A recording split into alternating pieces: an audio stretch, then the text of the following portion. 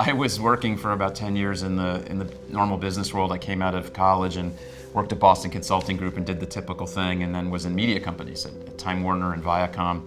And I went to a .com about 3 weeks before the .com crash. So I've done really bad timing in my career, and that was one of them. And I got married during the kind of 8-10 months of that company and before we shut down. And while we were on the honeymoon, the company went under.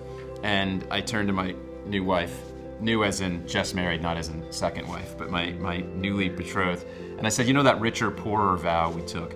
How do you feel about poorer? Because my company's gone. So I came back with kind of just this open field. I had someone that was paying the rent, and I could say, okay, what do I really want to do? And I was interviewing for strategy jobs, like regular business stuff, and I realized that it wasn't what I wanted to do. It wasn't making me happy.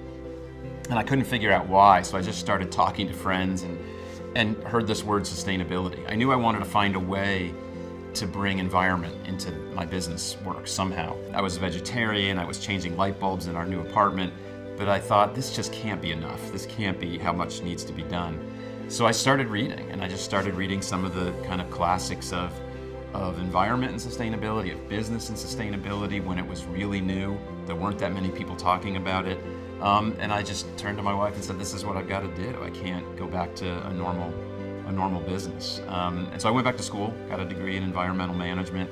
I had an MBA already, and I was, I think, one of the first people to arrive at Yale for the environment degree and get there with an MBA. Like, I already came from business. And I started working with a professor there, and we wrote the book Green to Gold.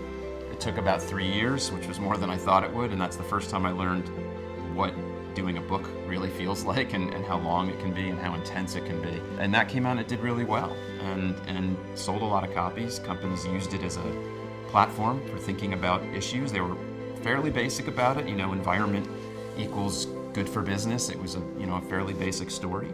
And then people started paying me for my opinion, which I couldn't believe, and then paying me to speak, and so I made a career out of it. And it's been 15 years.